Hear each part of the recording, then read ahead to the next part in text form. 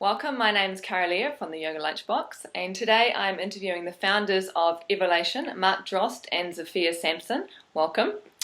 Mark spent 6 years as a senior member of the Bikram training staff, and prior to his time with the Bikram organisation, he practiced and studied in the Yogananda lineage for over 20 years. So that's some serious yoga history there.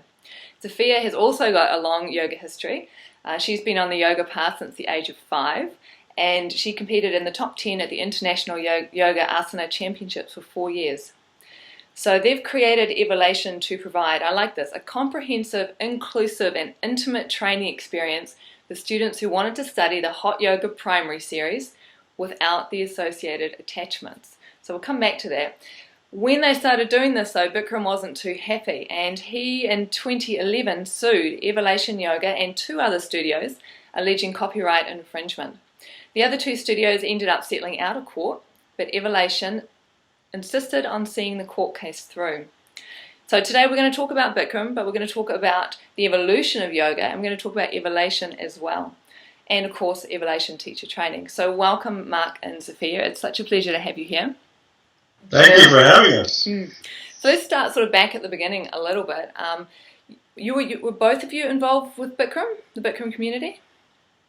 Yes. Yeah. Yeah, we both went to Bikram's teacher training. I went in 2002 and Zefea went in 2005. Mm-hmm. And then Mark spent longer and more time in the community than I did. Yeah. So what was that's where we met, in her training, so we have that to thank Bikram for. Yes. There's always things to thank Bikram for, isn't it? So what was it like being part of that community? How long? So you were there as senior teaching staff for 6 years?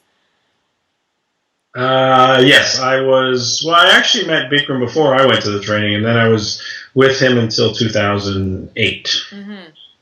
Yeah, so from 2002 to 2008. And what was it like? And then Zefea actually went to, still attended another training in 2009 with, after she went to the training, then she went back and helped with the trainings as well. Mm-hmm. She just doesn't talk about it as much as I do. So what was it like, Mark, when you were working with Bikram as a senior teacher trainer? I love the experience. It was the energy was very powerful because the number of people and the type of people from all over the world and the different teachers we work with. I learned a lot in that training, just working at that scale. And the challenges were always around the personality of Bikram and not about the experience itself. But he's, in many ways, it was a wonderful experience, and the challenges, like I said, were more around the personality and watching the digression, I guess is the word, in how things were being run and what way or where it was headed, I guess is the way to put it. So did you observe things getting worse in a way with the organisation and where it was going between 2002 and 2008? Well, everybody has a story about spending time with the guru, whether it be Bikram or anyone else. You get close to the guru. As one of my friends says, you always get burned. You always get, there's always some kind of difficulty because it's a very powerful experience to be close to somebody who's teaching or operating at that level. As far as it changing, it changed a little bit. I think each year it progressively gets more difficult for the people involved because it gets more and more about the cult of personality and the cult of what's happening in the brand and less about yoga. He's a very good teacher that's obviously well accomplished and has done amazing things for the yoga world, but it just seems like each year it gets more wrapped up in the ego part of things and less about yoga. For me, like I started saying, everybody who's been close to him seems to have a story about how that trajectory, how that path has gone. And most know from the beginning that they're dealing with something that's completely different than they've ever dealt with before, and very difficult. Personalities very difficult. They stay because of the obvious benefits of the yoga practice and the people they get to work with. The community is incredible. I mean, there's so many great people, and that was always my point. So you have these amazing people around you. Let's let's work more with them and less against them. But back to the original point, I was one of the people, and there's few of them, who actually thought I could change things from the beginning, because I saw the dysfunction from the very first day. Mm-hmm. I thought I could, that was my own ego. I thought I could somehow change this force of nature known as Bikram. And, after a few years, it just seemed like this is never going to happen, and nor should it necessarily. I just found it a good time to go out on my own path. Mm-hmm. And with Zefea, it was perfect time, because we had, in our bond, in our relationship, we had a perfect opportunity to use our experience collectively to move it forward, to evolve what we had learned and take it forward. Mm-hmm. I think there's different aspects. Like now, what Mark experienced much closer than I did. I wasn't close to Bikram at all in that sense. And I think there's people who see that all the things that are coming out now and are in publicity are really about his personality and his personal actions.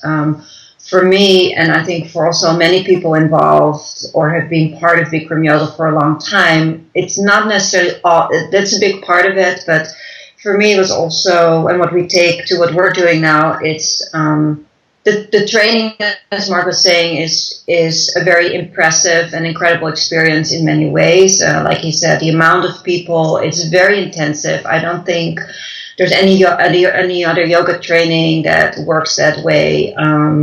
It's really kind of turns you inside out, and then you really revive and you come back to the surface in a very different way than you expect. But it's kind of like a training boot camp. And what there was a lot of things I felt, yoga boot camp, I felt a lot of things missing from the moment I stepped in there to the training. I did not know much about the man or the whole organization when I went to the teacher training. As I think many people, I had a lot of expectations of what a yoga teacher training should be that I was not getting there. There was nothing about yoga philosophy, nothing about yoga really, not about teaching yoga. It's very limited in many ways. Limited is a good word. It's limited. And also the community. We met amazing people, and I'm still in touch. Some of the people I met are really dear to me, and we're still in touch with, and are coming back to us. And those are connections that are, it's such an intensive experience, 9 weeks with this group of people, and the people that you meet later. But also by the time that we decided to move forward, I actually felt it's not really a community in the sense that you would expect from a community. There's a lot of people, because from the top, there's a lot of fear. It's fear-based. Yeah. Well, it's become rigid and dogmatic and competitive. And I think that could be very different in the yoga community. Mm-hmm.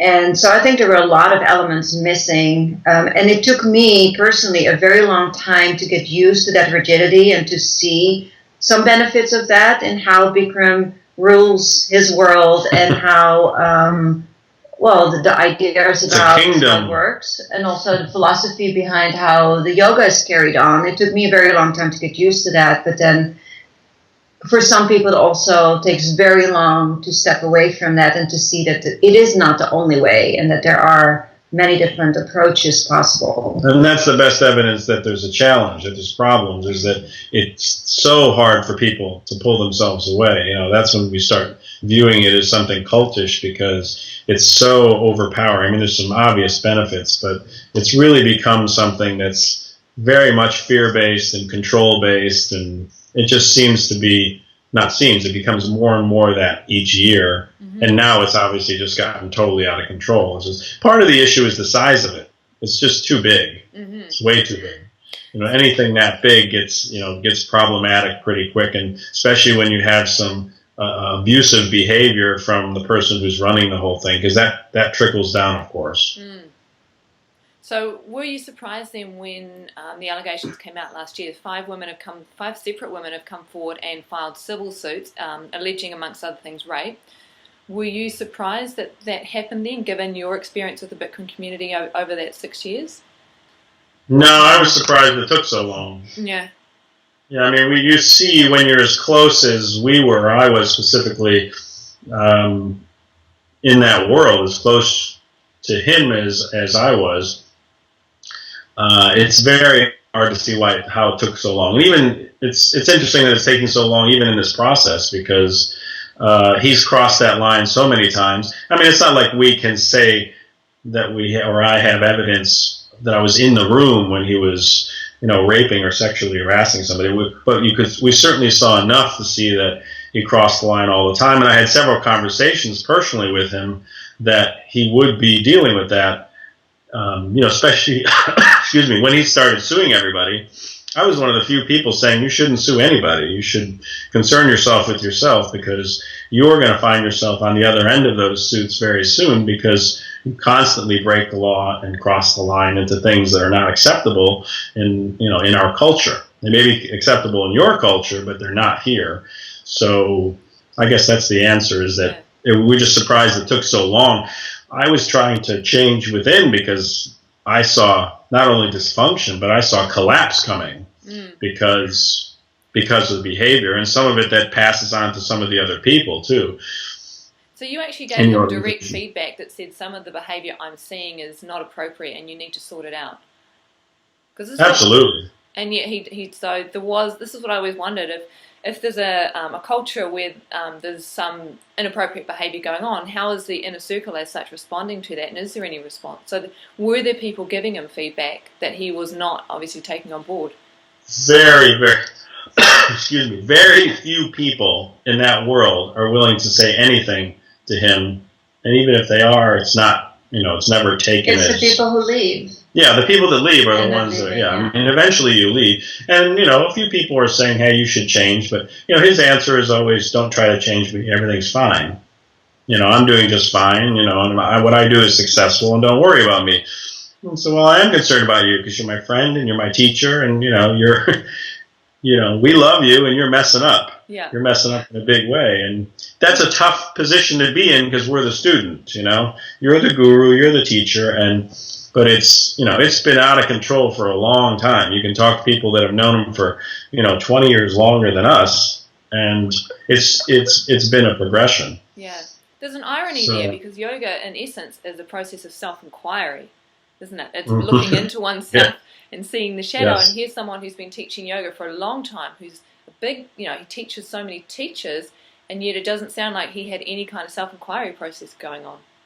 Well, it's the biggest challenge of anyone who teaches, and especially teaches yoga. Mm-hmm. And you see this not just in Bikram, you see this throughout the yoga world. Yeah. See people that, or even throughout the, the larger world community. As soon as you become encased in this little box and you just focus on your own story, and even if it's the subject of yoga, which is about self-inquiry, eventually you lose touch with that reality because it's just all about something external. So yeah, you forget about that internal focus. And I think anytime you do it at the scale that he has, it's, that power is going to corrupt you. We do this in our own teacher trainings. We talk about it right from the beginning, that even as someone who's just starting out as a teacher trainee, you have to be careful of what this power is when you become a teacher, because you can very easily go to your head, very easily. I mean, we now live in a world where, Bikram is not the only yoga celebrity. They're popping up everywhere. The idea that yoga and celebrity is really concerning, let's put it that way. So because we're putting the teacher on the pedestal, and that's not where the teacher needs to be. And I mean, the good news is that yoga is evolving, and what we're experiencing is this massive shift from this age-old, top-down, guru-dominated culture into this collective culture of many more women, and really strong female voices, and more of a collective approach. And so there's some big advantages to what this shift is. Mm-hmm. Bikram is just, I think, the last of a long line of male dominating figures in this world of yoga. So we live in very interesting times, let's put it that way. So as teachers of teachers yourselves, what processes do you have in place then to make sure you don't fall into that same trap of getting stuck in that box? Good question. That's one for you. Well, one of the things that's Zefea's job to make sure of that. She checks my ego all the time. See, hold on one second. That's one thing Bikram doesn't have, because he dominates that relationship with his wife is incredible. His wife is a perfect balance for him, but he just stopped letting that happen. That's all. I mean, he really each day pushes her further and further away from creating any balance in that world. So Zefea is that balance, that equal balance in our world. The male ego will swallow itself if you allow it to. Is that what you experienced, Zefea? Well, one of the things we said to each other from the beginning and when we started Evolation is that it's not about us or not about the people specifically. It can be about the people as a collective. We really like to talk about Evolation as a collective.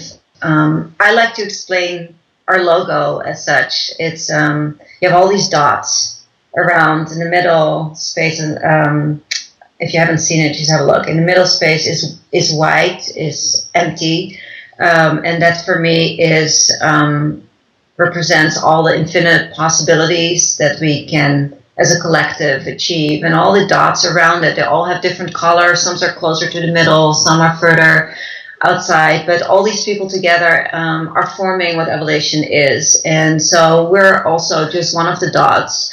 And we might be closer to the center right now, but that's also constantly changing. But we're not the dot. We're not the dot. We're not the center. And we view everybody who comes in, trainees, give us input and help change the course of where we're going, as well as teachers, very experienced teachers, newer teachers.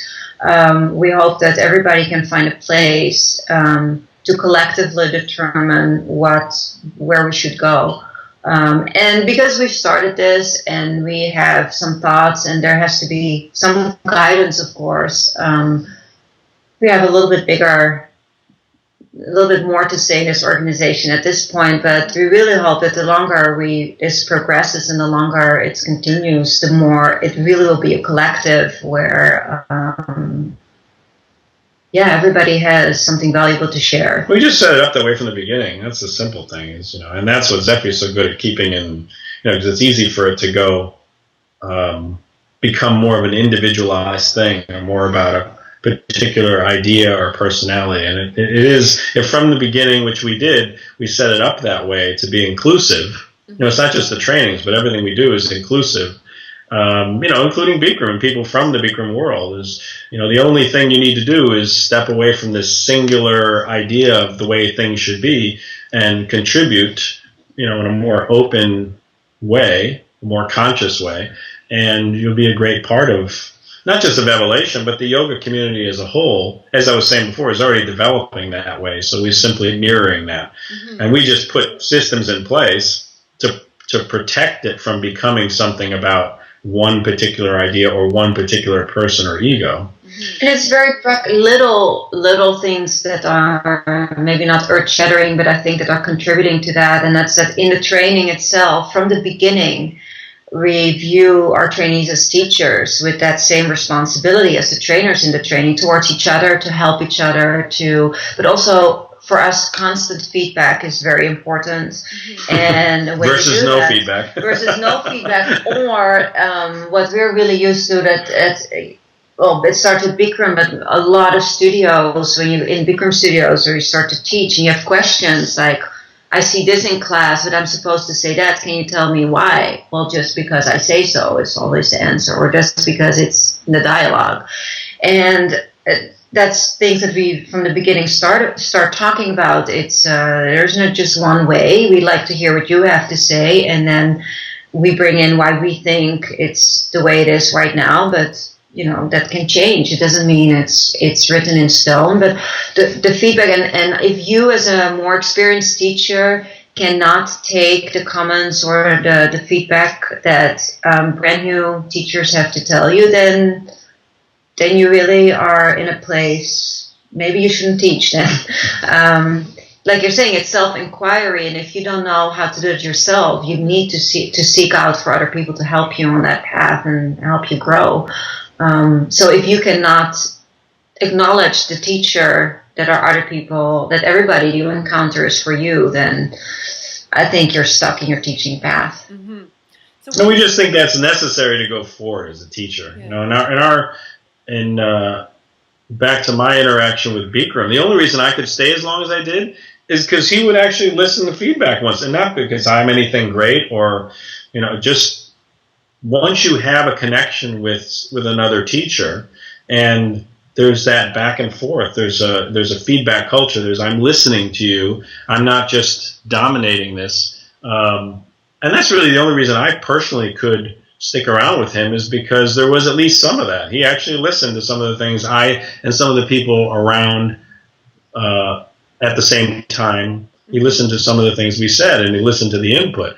But then the realization comes that that's a very tiny piece of that reality, and it's just way, the 99% of that reality is not listening to anything or anybody. Mm-hmm. And I think the key to the balance of being a teacher is to, no matter how powerful or influential you are, is to always be in that space where you're listening to feedback and and ideas from all the people around you, mm-hmm. and you're always open to that. So when you left in 2008 and created Evolation, you took the beginning Bikram series, which is the 26 postures and the 2 pranayama, but you've evolved it, haven't you? So why did you stick with that series, and then how did you know how to evolve it? What gave you, how did you trust that what you were doing with it was taking it to a better place? Well, first of all, it works. Second of all, it's how we were trained. We get that question, well, why don't you just do something completely different? Well, okay, well, that's like saying to Henry Ford, why don't you just start building spaceships instead of cars? Well, that's fine. It was what we knew. Mm-hmm. It works. It's the greatest doorway into a hatha yoga practice that we think we've ever seen, or that the world has ever seen. So there's a great amount of credit given to the people who have helped develop that, which, by the way, is not just Bikram. Mm. And it's a whole process of a lineage, and it's another example of it's not a single identity. So when we decided to evolve it, it was something very simple. This works. Let's just take some of the rigidity out of it. Let's take some of the demanding perspective, because it turns into this "you do it my way or else" kind of a behavior, and start sprinkling in a little bit of other things from the wider spectrum of what yoga is. A little bit more focus on meditation, on stillness, on breathing, all the things that make hatha yoga just one part of a much larger whole of what yoga is. Mm-hmm. So it was just a very simple step for us. And for many people, they'll take the class and say, well, I don't see a major difference. The major difference is in how it's presented. It's not just about the asanas or the heat or anything else. And the other idea is just to keep it open so a studio or a teacher or an individual can grow and evolve in their own way. The idea that you hold people down into doing one thing is completely opposite of what yoga teaches. So we were simply using Evolation was, let's take this foundation, learn from it, and then grow from it, and then allow everyone else who comes into it to grow from it, because it happens anyway. All the struggle you see in the Bikram world is people evolving and finding a ceiling and not being able to do anything. So eventually they break through it, or they stay stuck in it, or whatever happens. It's a natural thing for human beings to evolve and change. Mm-hmm.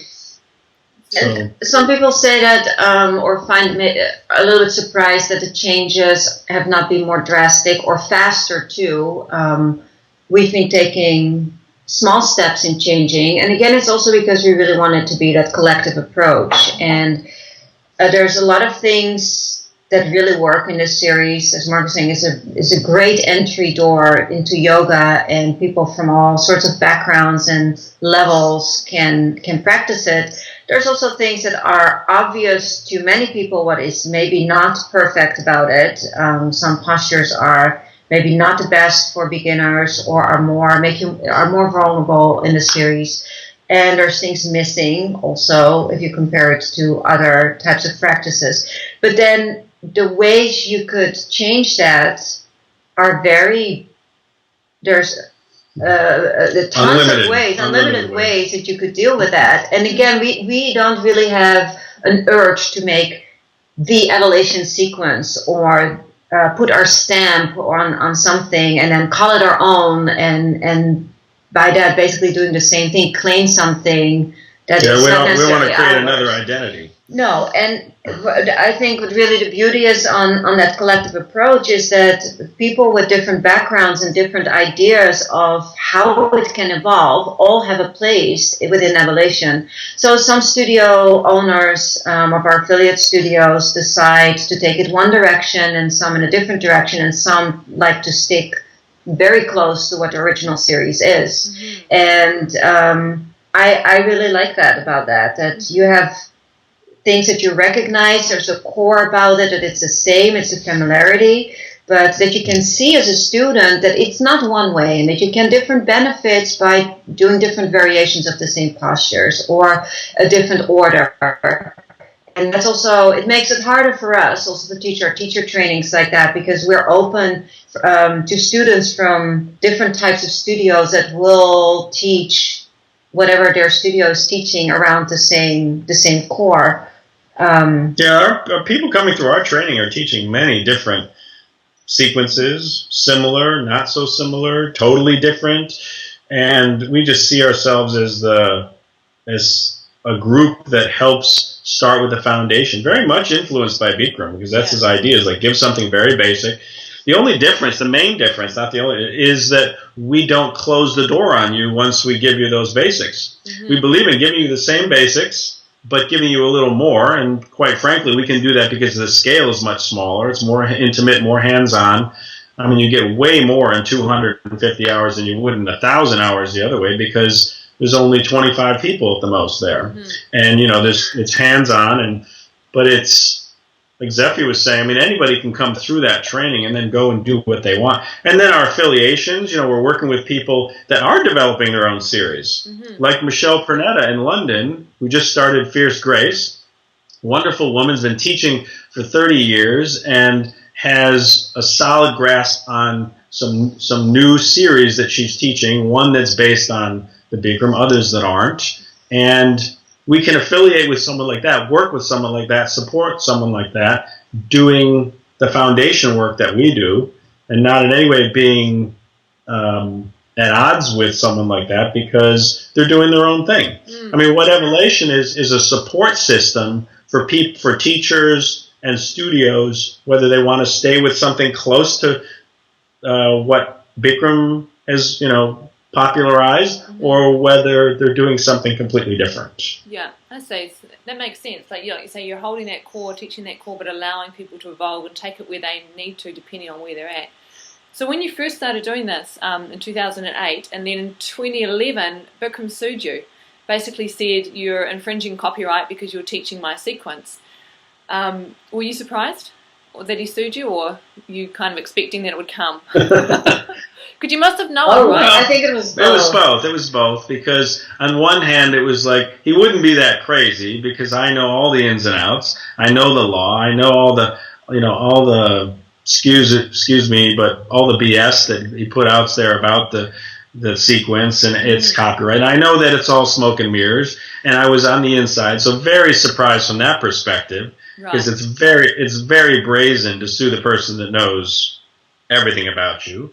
But at the other, because you had still been in touch. With I had still been in touch. I mean, this wasn't like I wasn't angrily leaving the Bikram world. Yeah. It was, I still talked to him. Of course, as time, the reason why I wasn't surprised in a smaller sense is because the last few times I tried to reach him, he avoided me. I even went to LA once. He said, "Yeah, come on over and see me." I got there and they said he was gone. That kind of thing. Yeah, right. So it was, it was, in that respect, it was okay now, because I was trying to reach him and say, "Look, I want to show you what I'm doing, and and how you've helped, and show you where we're taking this." And then there wasn't much communication, and then 6 or 7 months later we got the lawsuit.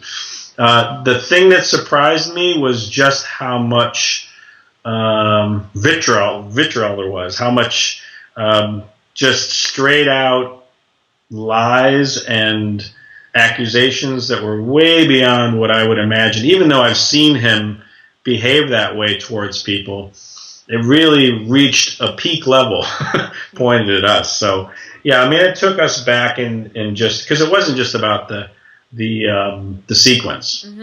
It was a chance for them in a civil case to just say and do whatever you want and then put it out there publicly. It was a personal, emotional attack. So it was, excuse me, a little surprising in that respect. Yeah. So the other two studios that he sued, they settled out of court with him in November of 2012, was it? Yes. But you didn't. You chose not to settle. Was that a difficult decision to make, or did you just know that he didn't have a leg to stand on and you wanted to take it all away? Well, we knew from the beginning it was the right thing to do. That's what you teach people in yoga. You teach people to focus on the higher good. It starts with your own self and your own self-awareness. And we just made a decision, Zefea and I, early on, that we were not going to just let it go away. So when you say it was the right thing to do, what do you mean by it was the right thing to the right thing to do for the yoga community, the right thing to do for him. If you're serving everybody, we still see ourselves as serving our teacher. As crazy as that may sound to people, I still have his best interest in mind. I really think he needs to just stop, wake up, just what we teach everybody, look inside. And I thought from the beginning that if we carry this all the way through, it's going to serve him, it's going to serve the wider community, it's certainly going to serve us, even though it's going to be the most difficult thing, because when you go up against that kind of money and power and just outright crazy lies, that you're going to have a difficult time. But we just, from the beginning is the answer, we decided to do that. And we could have even taken it further. I mean, we didn't take it to trial, and we still had to make that decision in the end. But we certainly didn't settle it and say, oh, yeah, let's just go away. I mean, we took it to what we knew would be the most important issue, which was the sequence and its ability to be copyrighted, which has never been true. It's never been copyrighted.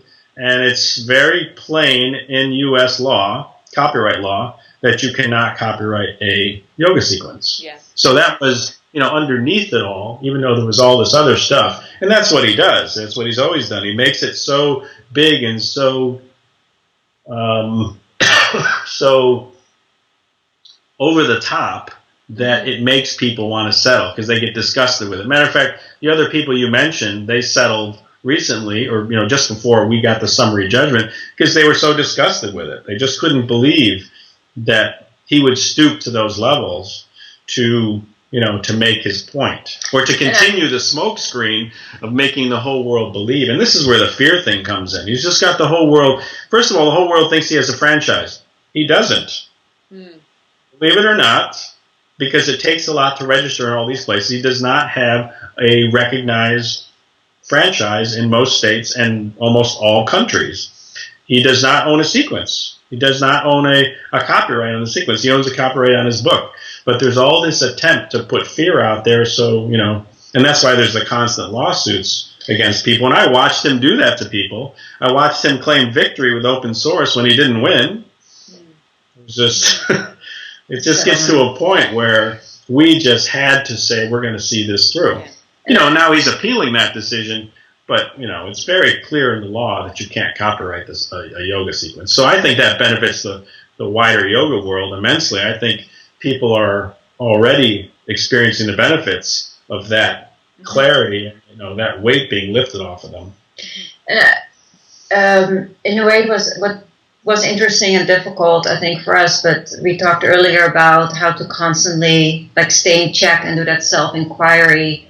That was definitely something we had to constantly do in this process, because basically you have two choices when something comes at you like that. You fight, or you run, or you surrender. And being in the fighting mode, it's really easy to... We got so many messages from people when we first broke with Bikram and started Evolation, but also once it was public that he sued us. So many people came to us yes, let's fight him, but in really in the nasty way, calling names and whatnot. And we still get that. Everybody wants to fight him. And put in the public, and we have never had the urge to do that. we think he's doing a good enough job, digging his own grave in that sense with his own behavior. We're like, let's just focus on what we think is right. But it's hard when you're put in a position like that, when you have lies and slander. It costs a lot of money, It costs a lot of money. And so we had to constantly check back with us, like, yeah, what is the right thing to do? We know that we're in our right, and how can we stick to that without going to the other, too much to the other side in the like, yeah, yes, let's totally trash the other party, because that's just not a place where we want to be. And I think the other people that, you know, are kind of surrender to that feeling like, oh, you or have to be in that place where you fully fight and surrender. Use the word. You said we surrendered. We surrendered to it, and we looked at it from a collective approach. There was all this support we had from all over the world. We had incredible lawyers that were willing to go way beyond. You know, because we don't have the financial ability to just take on somebody at that level. But if you surrender to it like we did, I guess that is the simple answer. You know, it's always about, for us, it's always about trying to do our best to stay within what it is that we teach. You know, we teach something, we should certainly try to do our best to live it. And so in a way, the court case became your yoga at the time. Yes. Oh, yeah, absolutely. I mean, it was one of the more difficult challenges, because it's, no matter how much you practice and teach this to be, or no matter how much you expect it or don't, it's still a massive, massive thing to deal with. And, you know, there's nothing against the people that settle, because in their own way, you know, they did their practice too. It was just a decision we made that it was not for us, because for us to have clarity, and I really still see it as a way to serve him. Yeah. You know, I would do anything for him to wake up and see how he's helped change the yoga world, millions of people, and, you know, and stop obsessing about everything else, and fear and the abuse, and all those things come from someone who's become a very lonely person. And, you know, we still see it as we still see him in that community as a group of people that we want to serve. And that's how we see Evolation, is just, you know, a path to heal. That was one of the original concepts behind Evolation, was to evolve. Evolation, elation, you know, the elevation. There was a lot of words, a lot of ideas that came together. And part of it was to heal the lineage, the community of, you know, Yogananda's lineage. So that court case kind of cleared the way so that you knew that you could teach what you're teaching. Now, I had a look on your website and counted up. You're doing 17 different teacher trainings this year alone, and you're doing them in Europe and South America and North America and the Middle East and even in Africa.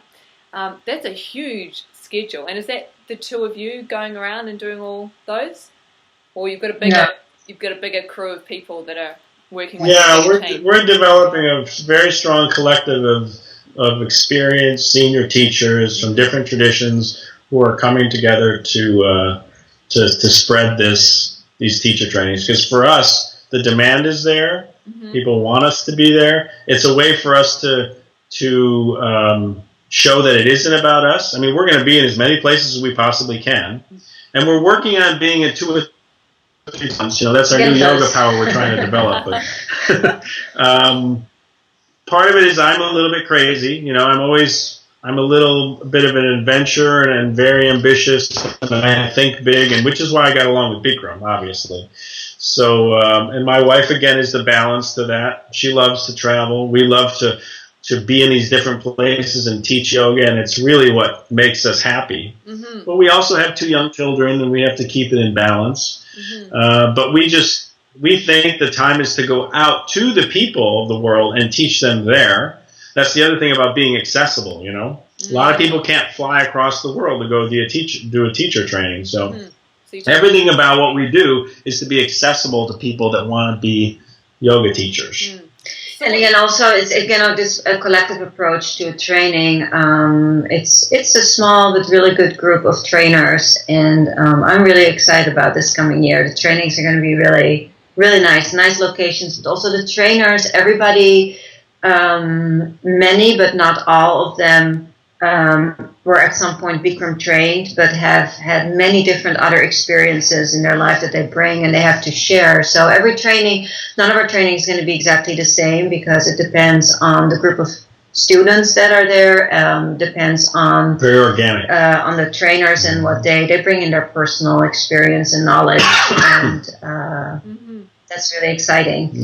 So aside from obviously teaching asana and the trainings, what else do you think are the most important things about teaching a would-be teacher? What are you really teaching a teacher to do? Like to live.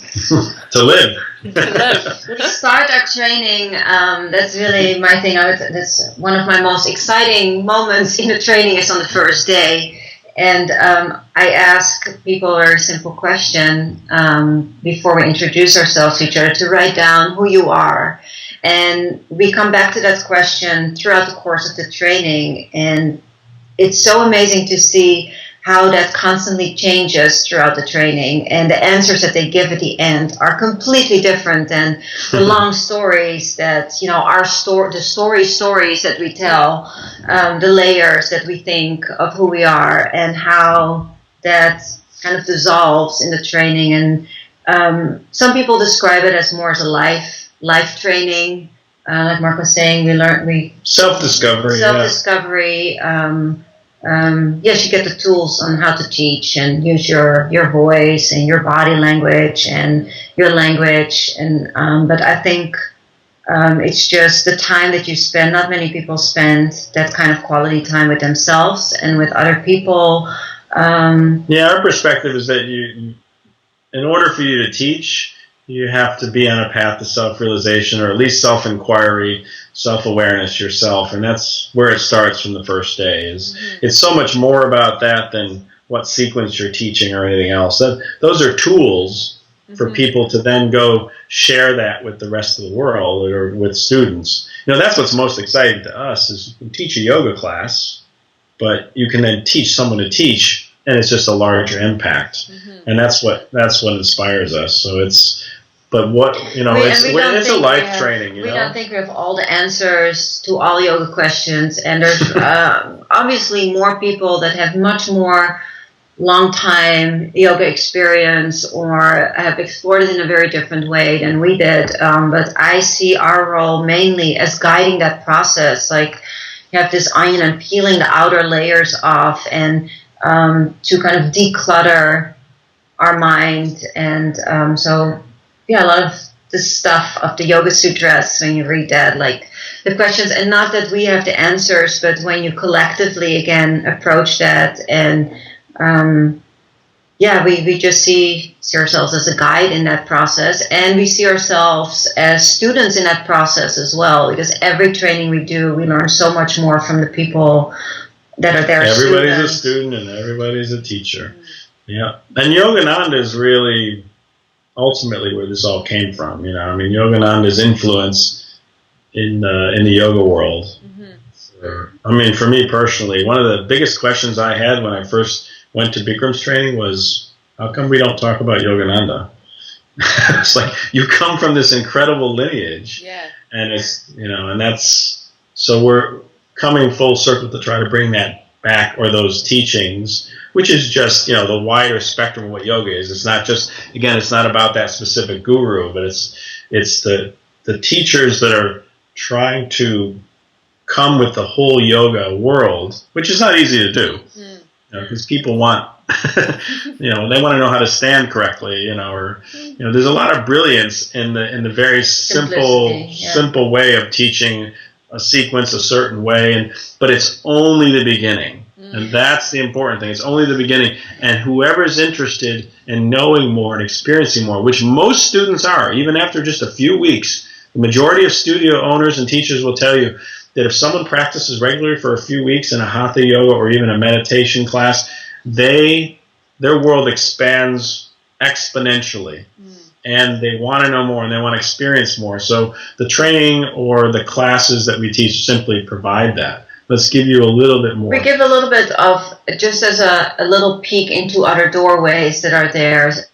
Some other classes, vinyasa classes, yin classes, meditation, and all these things in itself require at least a whole other different training by itself, but just the fact that people can taste a little bit of that and know that there's so much more out there. And yes, it's important to focus on this strong foundation so that you are strong enough to go then and explore further. Because the subject of yoga is so vast. Just the idea that you can know that after 200, 500, whatever hours is, of course, is silly.